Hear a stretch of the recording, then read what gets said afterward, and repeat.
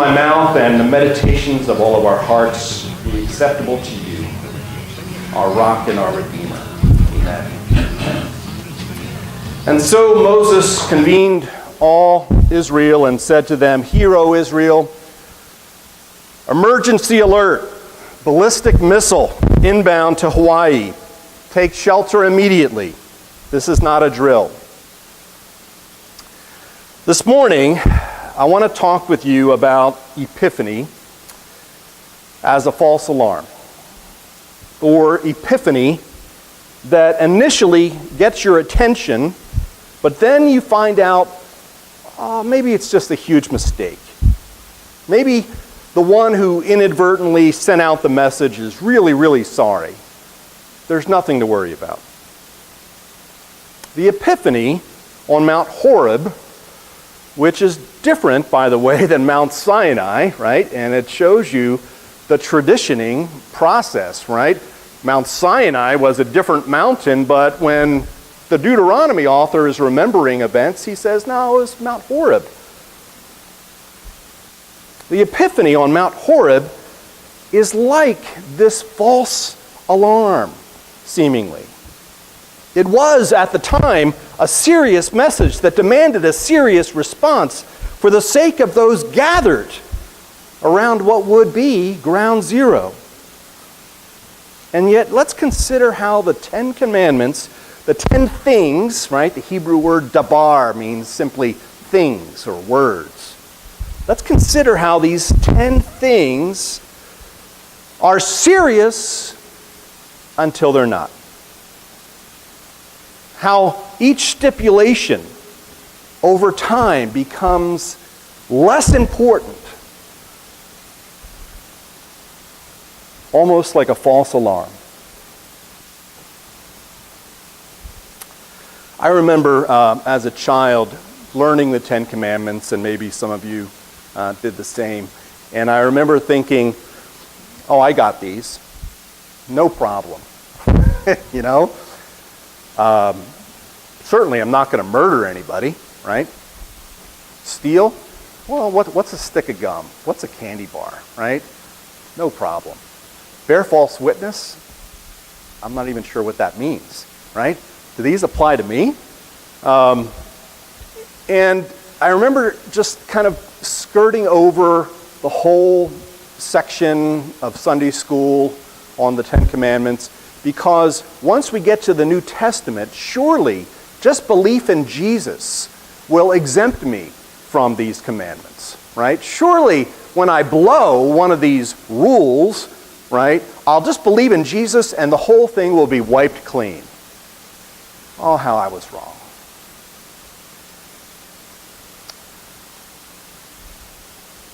Any expression of faith that doesn't take seriously the covenant relationships that are outlined in this text is cheap grace.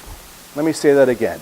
Any expression of faith that doesn't take seriously the covenant relationships that are described, right, through these rules is cheap grace. Cheap grace. Now, this is an expression used originally by Dietrich Bonhoeffer. And Harold and I have had discussions of Dietrich Bonhoeffer. He was a World War II era German theologian who visited Harlem and spent some time with African American churches. And then World War II broke out, and he could have safely stayed in the United States, but he returned to Germany, and he was ultimately put to death in April 1945. He was hung. And Dietrich Bonhoeffer wrote this amazing book on ethics, and he said, a Christian, right, has to be someone who is ethical. But what's the core of ethics? It's not just abiding by the rules, it's seeing how the rules apply to our relationships. See? It's seeing how the rules somehow give our relationships integrity and hope and compassion. I want you to notice the very first commandment that's written there in the text. It doesn't start off, "You shall have no other gods before me." How does it start? "I am the Lord your God, who brought you out of Egypt, out of the house of slavery. You shall have no other gods before me." Notice how the Lord, right, is putting himself, his powerful presence, right up front and saying, you want this relationship? This is what it means.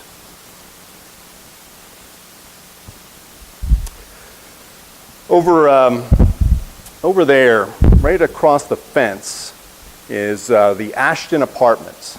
Have you ever seen the Ashton Apartments? People live there, right?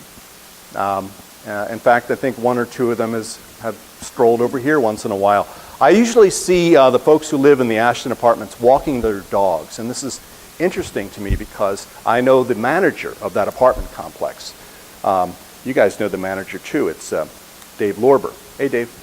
And Dave said to me one time, he said, "Scott, I have a problem. People are walking their dogs around this apartment complex, and their dogs are doing their business, and they're not cleaning up after themselves. What can I do?" We've told them, you must clean up after yourself, right? But they just won't do it. So this is what Dave did.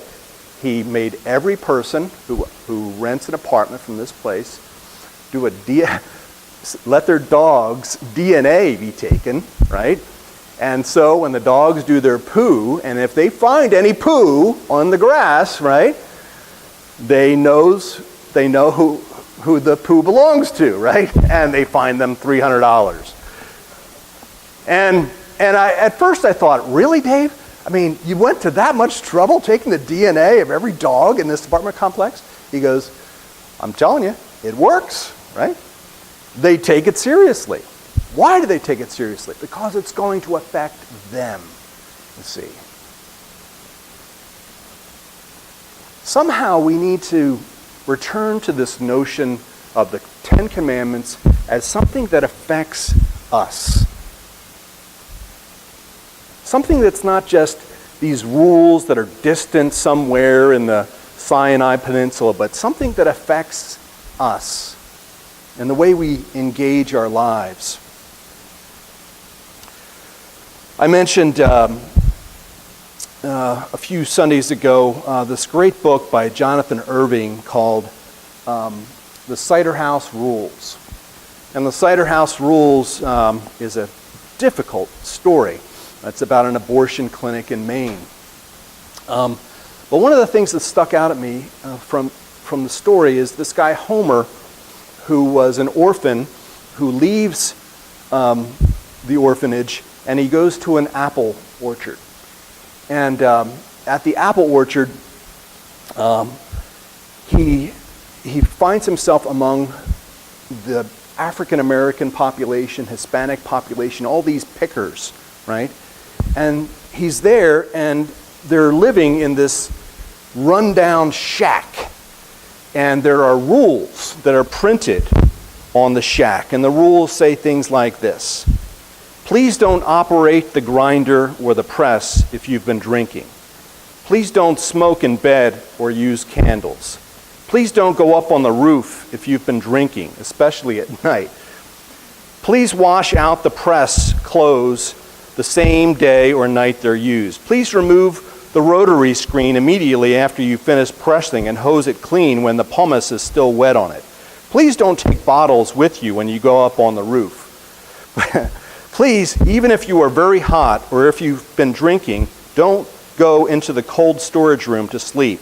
Please give your shopping list to the crew boss by 7 o'clock in the morning. There should be no more than half a dozen people on the roof at any time.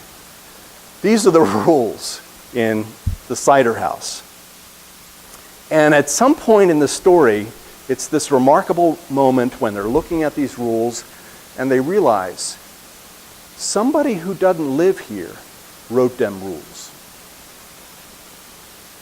Somebody who doesn't live here wrote them rules. And they take this list of rules and they burn them. 10 Commandments aren't like this. The 10 Commandments are written on our hearts and minds, souls. We just finished celebrating how Jesus was born, right, in a vulnerable stable. So that's what we know about God's character. God is extremely vulnerable. God is exposing himself to us and saying, I want to be in relationship with you. God lives here. God relates here. These rules are not merely rules. They're the way God rescues us from the slavery that's still out there. Let's pray together.